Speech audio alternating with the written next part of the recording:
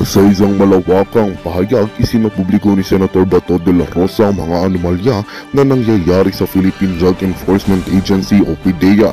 Ipinahayag ng senador na may mga seryosong paglabag sa batas at katiwalian na nagaganap sa loob ng ahensya. Ayon sa kanya, mahalaga na agarang aksyonan ang mga problemang ito upang mapanatilang integridad at epektibong serbisyo ng PDEA sa pagsugpo ng iligal na droga. Binigyang diin ni Senator Bato de la Rosa ang kanyang pagpapasya na isapubliko ang mga ebidensya laban sa mga individual na sangkot sa anomalya ng PDEA. Ipinalabas niya ang mga dokumento at detalye na magpapatunay sa mga paratang na ito. Sa pamamagitan nga ng kanyang aksyon, inaasahan niya na magkakaroon ng agarang investigasyon at pagkilos mula sa mga kinauukulan upang linisin ang ahensya. Ayon sa ngayon, ang pahayag ay at paglantad ni Senator Bato ay nagdulot ng malaking ingay sa lipunan at politika. Ang mga kinaaksasangkutan ay nananawagan sa kasalukuyang ahensya at mga opisyal na nagsasagawa ng agarang aksyon at pananagutan sa mga paglabag na ito. Inaasahan na lalabas pa ang mga karagdagang detalye at pahayag mula sa mga sangkot upang mabigyan linaw ang sitwasyon. Well, itong ang balitang aking pagkapatutukan. Ngunit bago ang lahat, siguraduhin mag-subscribe at hit ng notification bell para sa patuloy na pagtutok sa mga suliyap ng bagong balita sa tunay na boses ng masa.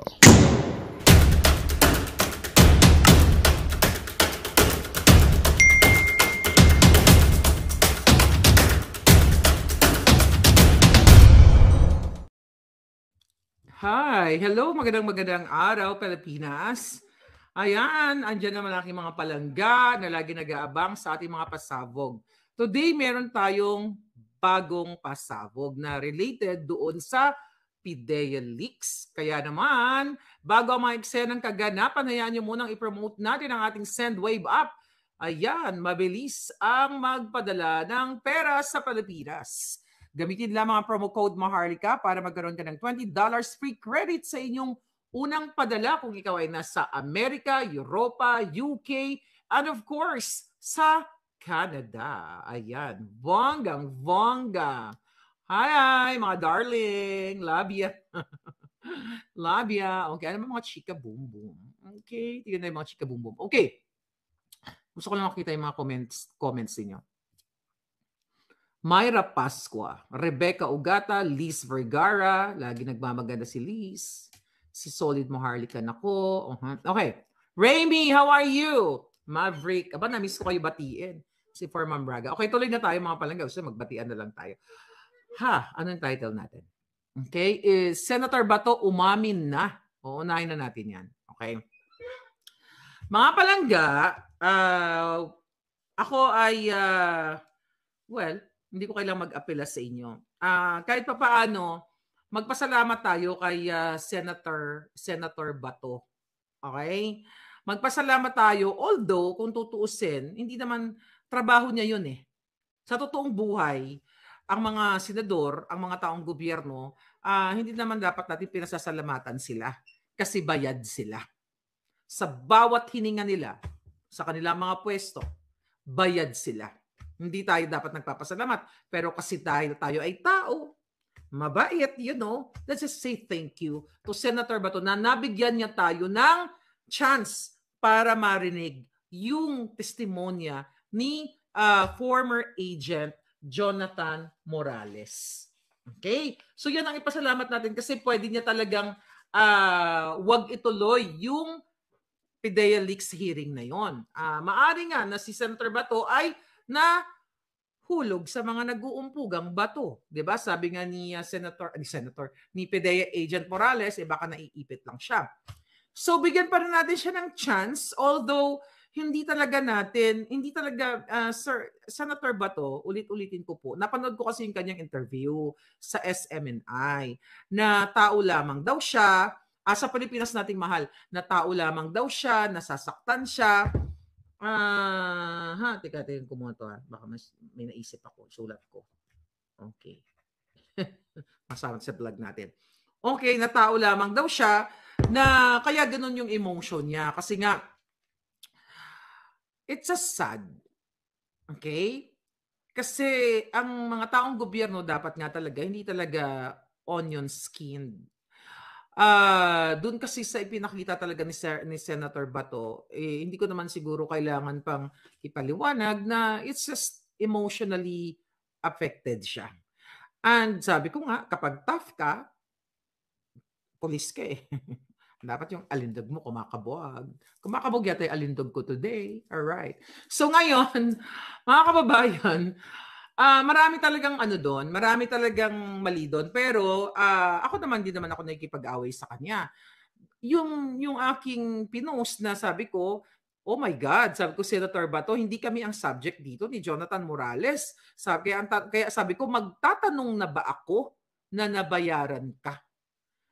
Diyos ko, Senator Bato, if you compare kung ano ang sinabi sa akin ni Katrina Ponce ng PEZA na inappoint ni Lisa Tanas at ni Marcos Jr. na ako at si Sas ay binayaran ng China. Yun nga akusasyon na confirmed na ako, sabi ito si Sas at saka si Marlica ay binayaran ng China. Ako nagtatanong pa lang ako. Sabi ko, magtanong ba ako? Diba?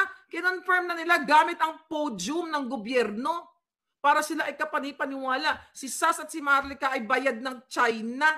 Actually, I asked my lawyer. At I have to be honest with you, pag-usapan natin to. Nung narinig ko yon, sabi ko dun sa friend kong lawyer, uy, sabi ko na gano'n sa kanya, hoy, atche, sabi ko gano'n sa kanya. Hoy, sister, ganyan-ganyan.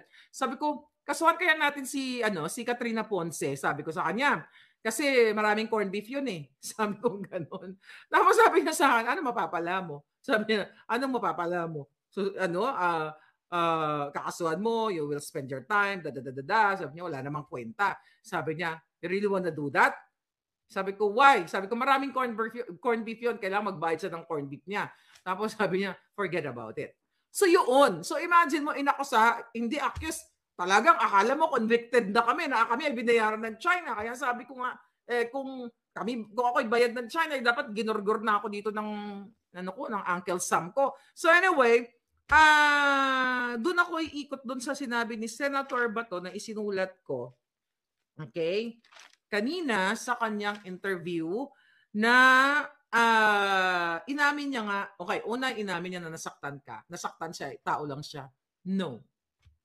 Mali yun. Kahit na Senator Bato, maling-mali talaga yun. Next time, sabi ko nga, please, nasasaktan din naman kami. Kung nasasaktan ka, nasasaktan din kami. Mas lalo kami nasasaktan, bangag ang Pangulo namin. Pangulo niyo sa Pilipinas. Masakit yun. Sobrang sakit yun. So, isa sa requirement ng politiko dapat, hindi talaga balat sibuyas. Ano mga binato sa akin? Jutang Genemes! Mga binato sa akin dati nung sinusuportahan ko ni Pangulong Duterte. Sabi ng mga Marley, kabayad ng 400 million. Punyeta, kung bayad ako ng 400 million, hindi na ako kumakayod ng bonggang-bongga. Mga ganon. Diba? So, just ignore. At saka, I advise you, please. Wala bang advisor si Senator Bato sa paligid niya? Pwede ba itago niyo yung cellphone? Don't use, sabi ka ni Mother Pebbles Talakera, don't use your phone or wag ka mag-Facebook. Oo, yun na ang sa akin kasi that's really unprofessional. Senator Bato, alam ko nasasaktan, but you can just hold your breath or hold your horses. Anyway, just hold your horses. Ngayon, pero nagpasalamat kami kasi sinabi mo na, sabi niya, ito eksaktong word statement ni Senator Bato doon sa Pilipinas Nating Mahal, napanood ko, sabi niya, I am convinced the existence noong kahit anong denial pa ng PDEA. So, ibig sabihin, kumbinsido na siya na hindi AI itong papel na ito. Okay? Ito ay hindi AI. Pamaypay natin. Okay? So, yun lang bonus na natin yon. So, narinig tayo sa Senado na may isang bato. Sabi nila, naging bulak. Naging marshmallow. Bigyan natin siya. Pero I'm serious. Hindi natin siya buboljakan si Senator Bato ngayon. I'm trying to behave. Okay? Paminsan-minsan. Naniniwala siya na nag-exist. Pero sabi niya, tinatanggap din niya yung denial ng PDEA. Okay? Na dininay nila. Pero naintindihan mo, kasi nga, nag-iimbestiga siya. Pero may mali nga doon eh. I hope makorek niya sa May 7. As an investigator, ulitin natin, you're not supposed to be biased. hindi mo pwede sabihin na nagtitistigo, ay ikaw ang judge o ikaw yung ikaw ang judge, sasabihin ng judge bago dinggin yung mga kamagkabilang panig. Wala namang judge na magsasabi na yang si ano na yan, yung biktima, yung ano na yan, yung si plaintiff. Yan si plaintiff at saka ito si defendant. Si plaintiff sigurado ako 100% totoo yan. What's the point na mag-hearing pa tayo? 100% na 100% na sila nagsasabi ng totoo. So, dapat in-adjourn na lang yung hearing na yon. But anyway, I hope ma-improve sa May 7 ang hearing na yon. At malinaw pa sa sikat ng araw na inamin na nga ni Senator Bato na nag-exist ang PIDE, ang Pre-Op and Authority to Operate. Kasi sabi niya, nakita daw niya na totoo yung papel at nakalista yung mga vehicles nga na ginamit during that time at in-identify mismo ng PDEA Lazo. Okay? So, ngayon may puncher pa nga daw, may butas pa. So actually winning sa atin 'yon. Kaya nga sabi ko kay Senator Bato, yung message ko sa kanya, sa May 7, I hope you get some rest at talagang tutukan natin 'to para mas ma-expound mo yung interpellation mo. Para matutukan mo, kasi gusto namin marinig na tanungin mo yung mga pictures, 'di ba? Tanungin mo si Morales kung paano niya ba i-visualize sa taong bayan. Kasi parang kapag nag-imbestiga ka, dinadala mo sa moment yung nakikinig sa'yo na ano ba nangyari? Sige, dalhin mo ako. 'Di ba yun yung tanong ko kay Morales, I think, nung first time ko sa interview. Dalhin mo ako sa sitwasyon na yun noong 2012. Ano yun? You imagine kung ano yung naalala mo. Ano yung nakalagay sa picture? Tinanong ko pa nga kung ano yung suot niyang damit. Hindi na nga niya maalala. So yun yung kind of investigation ang gusto nang marinig ng taong bayan. So, wag na muna tayo mag-away-away. Huwag muna tayo awayin si Senator Bato. Kasi baka pagod lang. Okay? Tao lang naman daw siya. So let's give him a chance. Kasi, why? Kasi, pressure pa natin siya. Sorry, Senator Bato. But we have to pressure you. Kasi, sabi mo naman, gusto mong makita ng taong bayan na unbiased ka. But doon nga sa pagsabi mo sa mista mo o kay Lasso, bias talaga. You just correct yourself on May 7. Pero doon sa sinabi mo sa Pilipinas nating mahal na binrot out nga ni Ka Eric yung tungkol sa pagkidnap ni Lisa sa mga bata, ang extraction, pakipagsabuatan niya, we will give you all the information very soon. Okay? So I hope titingnan natin kung ano ang attach natin kay Ontiveros kung may sasagot siya doon. Pero you will receive something from the victims. And I will assure you very soon. Okay? You promise to the Filipino people na you open also an investigation kapag cover mo sa iyong komite. Hindi ko pa alam kung ano pa yung mga hawak mong komite. Nakarayin natin si Lisa Marcos sa pagkasangkot niya sa pagkidnap sa mga bata. Doon sa video na pinakita ko sa inyo, yung audio muna tas naging video. So wag niyo munang away-awayin si Senator Bato. Tama na yun na na-express natin yung ating sentimiento. At walang mali sa ating sentimiento. Meron din siyang sentimiento. Wala rin namang mali sa sentimiento niya. Kanya-kanya tayo. Pero syempre, pipiliin natin yung majority. 'Di ba? Yung nararamdaman natin. Ako naman, when I say pasensya, nagpasensya ako kasi yung kamay ko ayaw tumigil sa kakatag sa kanya during the Senate hearing. Di ba? Kasi tinag ko siya, so nagping-ping talaga siguro yung telepono niya. So, well, I'm not supposed to say pasensya, but I am man enough. O, di ba? Kahit babae ako, I am man enough. Okay? So, kaya nga, kalampagin natin si Senator Bato na matulog siya ng bonggang-bongga before the hearing sa May 7 at, pagganahin niya lahat ng billions of neurons niya para mas ma-expound, ma-extract, o wag pala extract, baka ma-extract si Morales. Okay? Ma-scrutinize yung pagtatanong niya doon sa mga resource person. Okay? Okay. Anyari sa ibang senador? Oo nga, isa pa yon. Tignan mo. Kaya yung mga ibang senador, si Chester nandito, si Trix Gutierrez nandito. Yes, ano ang nangyari sa mga senador? That's a good question sa mga tandaan nyo ito mga pangalan ng mga Jutang Ginimes. Okay? Mga pangalan ng senador ay, ano pangalan ng mga giatay? Okay. Where may nag-send sa akin nun? Anyway. Ito yata yan. Ito. Pangalan ng mga senador na wala doon. Committee on Public Order and Dangerous Drugs. Okay.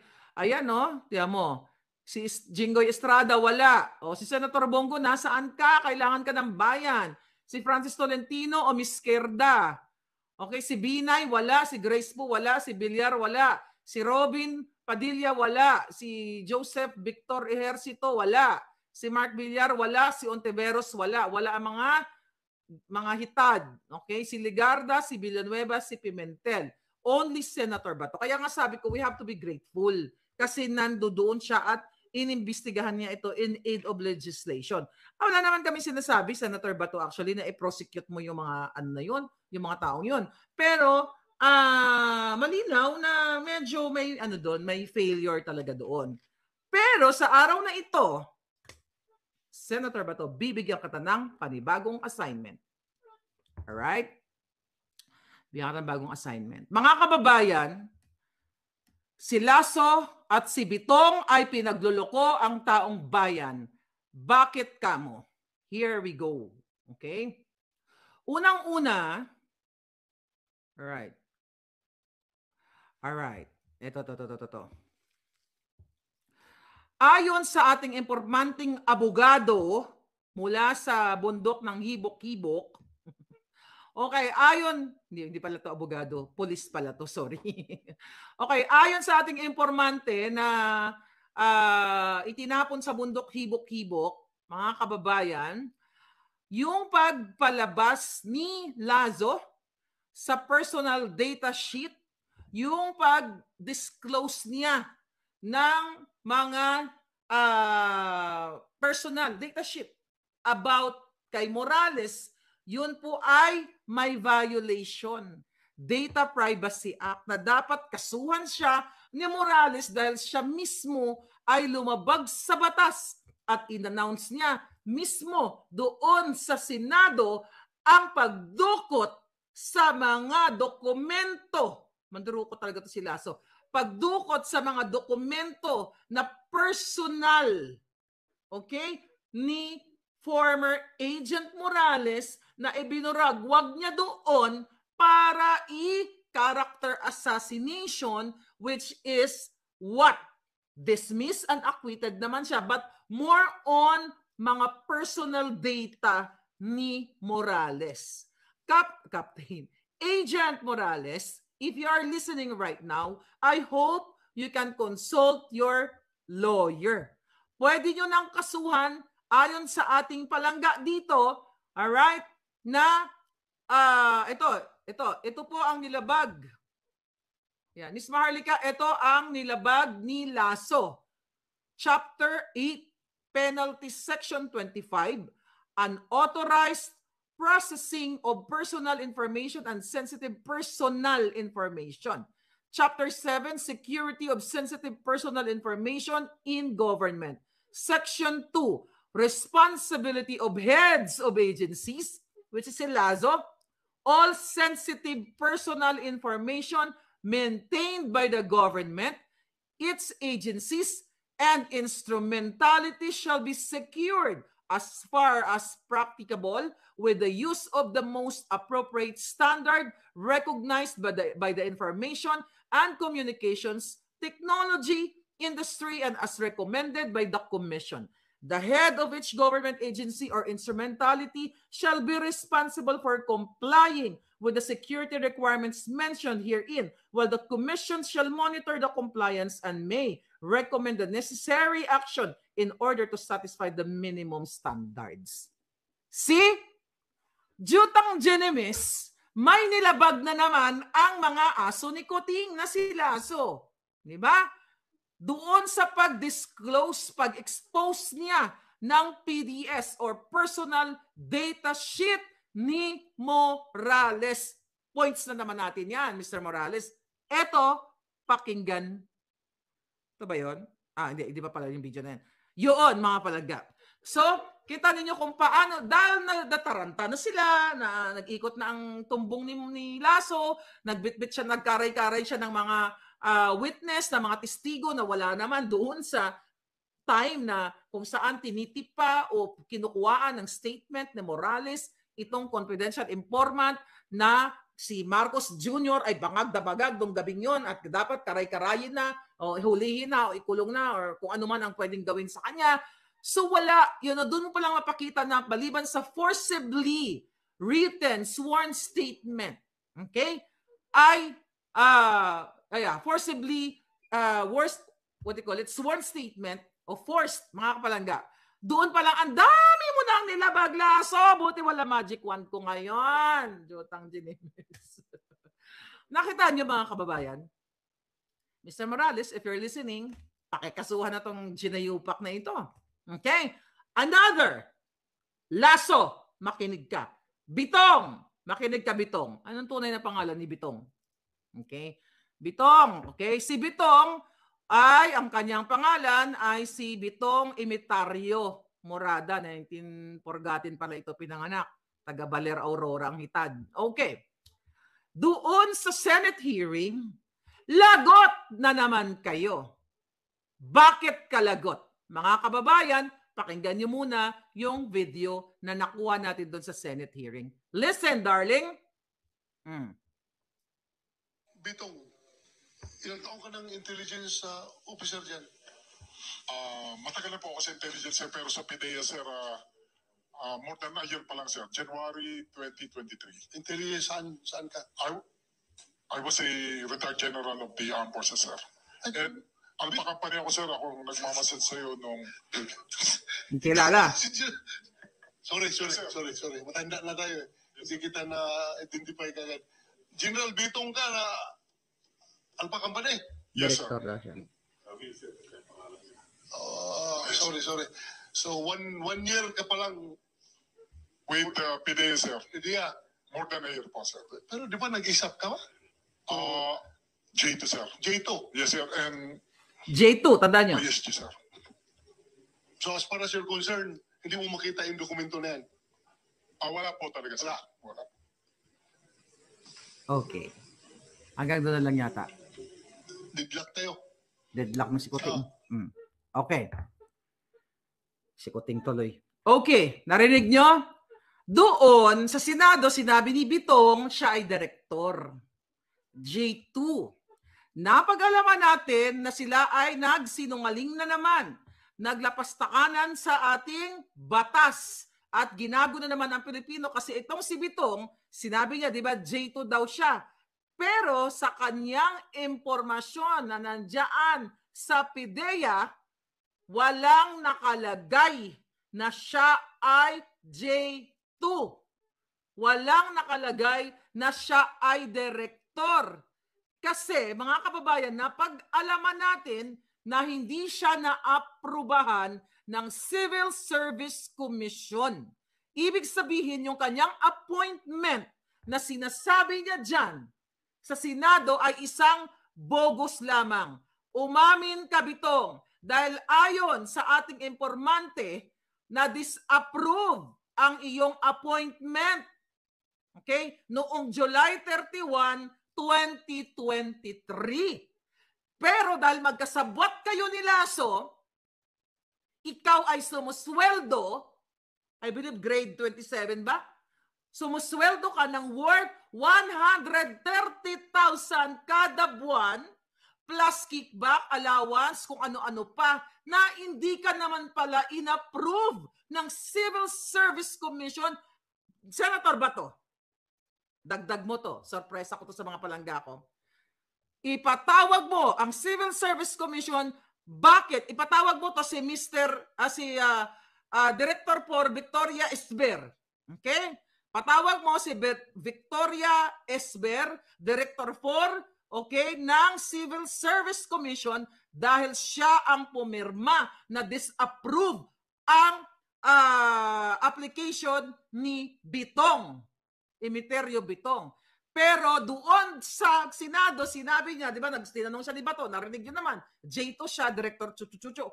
How come na siya ay sumisweldo? Meron siya katungkulang ganyan na hindi siya in-approve ng CSC. Yeah, how come? Isama niyo yan.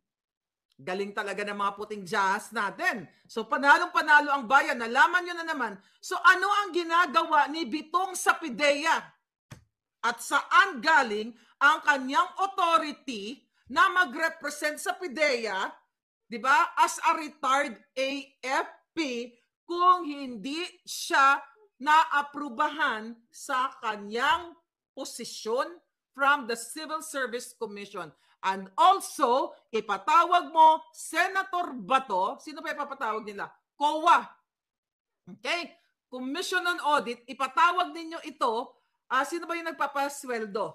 Okay? Bakit siya sinisweldohan ng salary grade 27 o 130,000 pesos? Tama ba?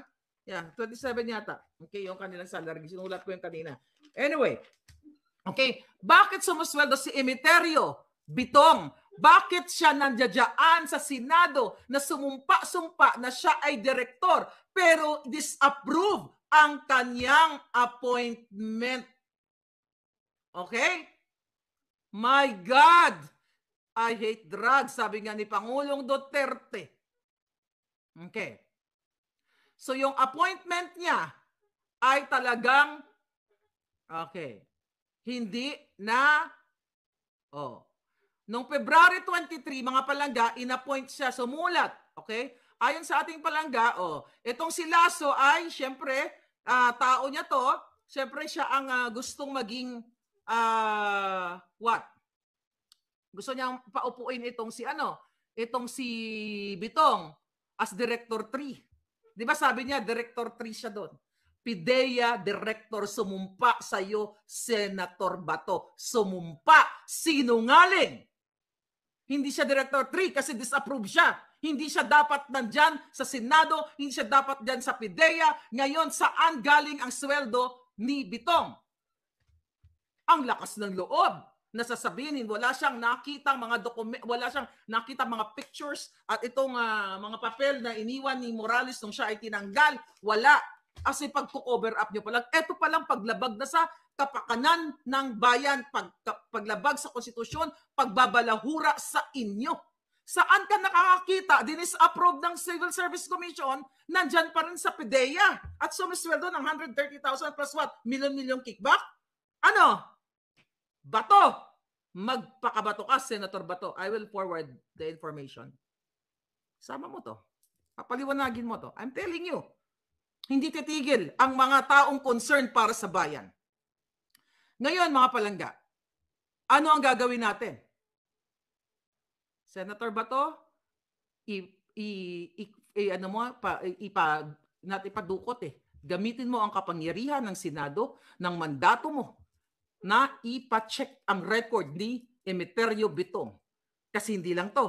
Wala pa tayo sa pinaka-climax. Parang tsurbahan lang, no? Anyway, ngayon, kaya ang tanong ko sa iyo, ano ang ginagawa mo sa PIDEA?